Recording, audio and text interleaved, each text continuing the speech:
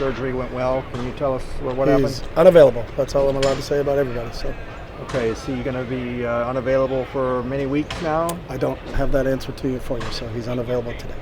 Okay, can you tell us what happened? Nope, he's unavailable. What about Mike Martinez? We saw on a scooter, obviously didn't play. What's his status? We'll see what he can do today, and then we'll make a decision on everybody on Friday. So is he practicing today? We'll see what he can do today. Okay. There's a big game this weekend in high school football, St. John Bosco Mater Dei. Are you going to go to that? We've already been to those schools, so you're only allowed once to go to a school during the evaluation period. You can only go to one school one time? You can only go to a school once, so we've already been there for our evaluations. Yeah. Okay. You didn't want to pick that one strategically? We go to practice because you can see more players in practice. Okay. You made a change. I know you don't care about starter versus coming off the bench, but Charbonnet was a starting running back. Was there a reason for that? It may have been the play call. So okay. Those guys rotate. Sean does a great job rotating, keeping those guys fresh. So it could have been the play call to start the game if that was. We actually had 2 running backs in on the first play, so they were both starters. So a receiver got taken out on that play. So we actually started with 2 running backs on that series because that's what the play call dictated.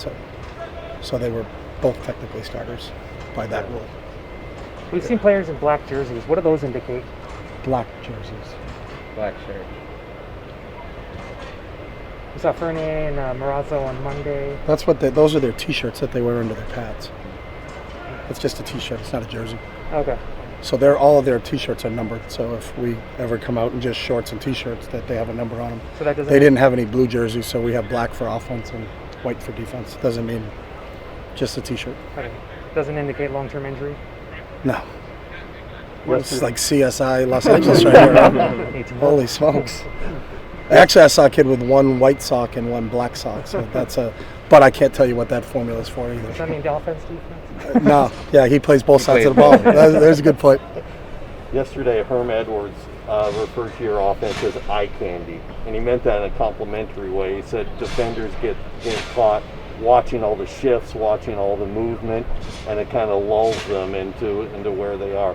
Are you happy with where the offense is right now in its production? No, I mean I think you're always pleased with where you are, but you're always pleased, but you're not satisfied. I think we can be better. We think we left a lot on the bone against Stanford. We could have executed better in certain situations. I could have called better plays in certain situations. So after every game, you're always going to say, what could we have done better? And then when you look at the film, there's coaching points that you can make, there's execution points that you can make. So I'm pleased with the effort. And that's the one thing we talk to our players about all the time is the effort that we play with. And I think our group plays in all phases. They play really hard.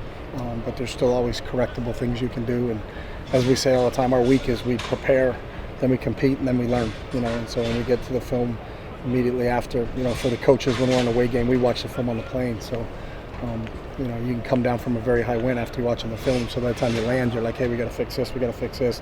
What if we tweak this? What if we did that? So that's part of the process. But I've been pleased in every game we played so far with our effort. And that's the one thing that I think our players can control, but we're always striving for improvement. We're always striving to get better. So, what does it say about the ceiling and potential of your offense? And you're leaving points on the board, but you're still scoring 30 a game. Yeah, again, it's all cyclical in terms of what is each week for us. So we break down, it's about the process and it's about having a really good Wednesday. So in some games we're going to have to score a lot of points. That's just how the game kind of unfolds. In other games it's going to be a rock fight, and it may be a 17-14 final. As long as you do enough to end up on the right side of the ledger, then it's a productive day. But no matter what you do, offensively or defensively, you can always improve upon that. And that's what I think. We have a bunch of guys that are hungry like that too. I think they're lifelong learners and they enjoy the X and O part of it and how we can, hey, if we did this, we actually could have been a little bit better even though we scored 38. You know what I mean? We could have scored 48. You know what I mean? That's part of the process. They're leading the Pac-12 in rushing yards per game. What makes their rushing game so effective? Well, they got 2 solid running backs. And I think Herm's made a decision to run the ball. They're more multi-tight end. I think when he first got there, they were more of a spread team. They changed that when they brought in the coordinator from Boise. They're more of a multiple tight end team. They've made more of a conscious decision to run the ball. So part of their rushing numbers going up is their rushing attempts have gone up. I don't have them offhand, but if you look at what they ran when they were a spread team, rushing numbers compared to what they are now, I think there's obviously more attempts from that standpoint, but it's a conscious effort that they're going to try to run the ball, and that's going to be a real test for our front seven. Watching Jaden, watching the Arizona State game, it looks like he's at his most dangerous when the runs are impromptu, when they're not designed runs, but he's sitting back in the pocket, Yeah. and then he decides to take off. I mean, that's one of his skill sets, and a lot like some of those great quarterbacks at the next level, the Patrick Mahomes and the Russell Wilsons of the world, the Lamar Jacksons. It's the unscheduled ones that can really hurt you, because it may be a called pass play, so everybody's in coverage and matched up with whoever they're matched up with, and they may have 5 receivers out into the pattern, and then if the rushing lanes break down or the containment of the rush breaks down, then he's really dangerous, and that's a really good point, because that's where he is at his best, because he is such a quality athlete that you got to make sure you know where he is all the time. And I think part of it is our D-line being really disciplined in their rush lanes against someone like this. Are you guys still getting COVID testing? Yeah, on Mondays. On Mondays, okay. Yeah, not everybody. I think the kids that aren't vaccinated that had the waivers they're tested twice a week, and then there is testing for kids that want it on Mondays. We had the opportunity to talk to Kenny Churchwell the other day. Was he smiling? Yeah, yes, he was. He's always smiling. I love Kenny's smile. And for him, he talked about opting out last year. How great was it for him to kind of come back and be involved in the defense the way he has? It was awesome. We were hopeful that he would come back. We respected his decision. COVID affected a lot of people in this country. It was a personal decision, but that we supported 100%. We were in constant contact with him. Coach Az talked to him a lot.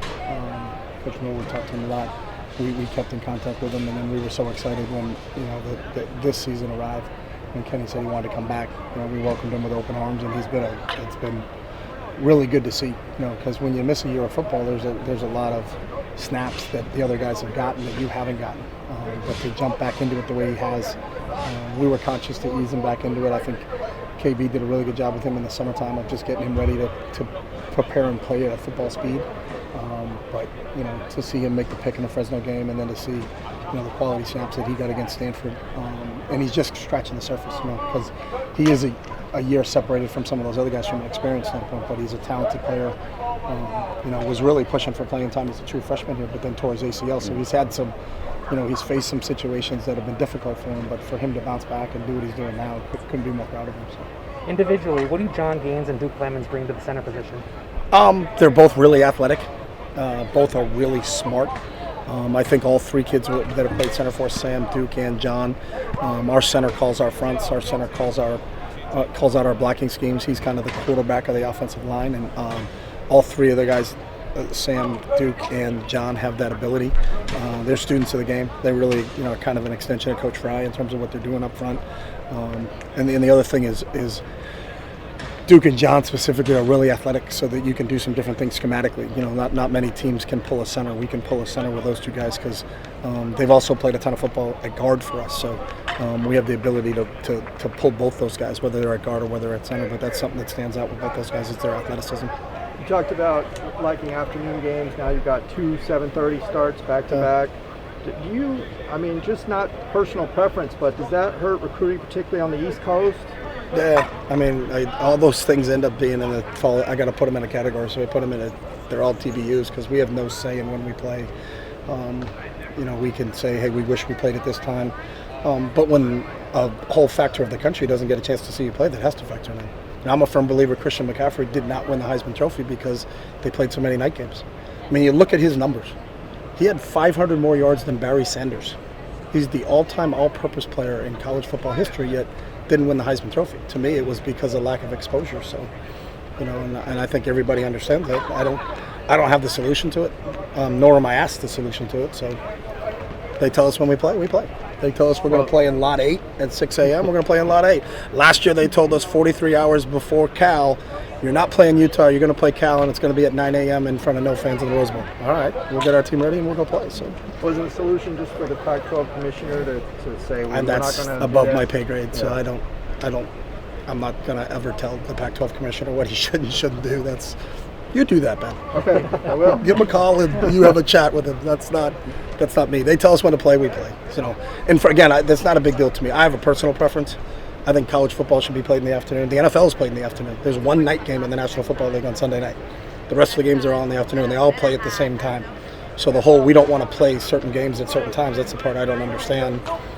Play them on, and then the fans decide what game they want to watch. That's their choice. That's a great part of being American. You get to pick the game you want to think. But to not have people watch a game just because they're sleeping and they're tired.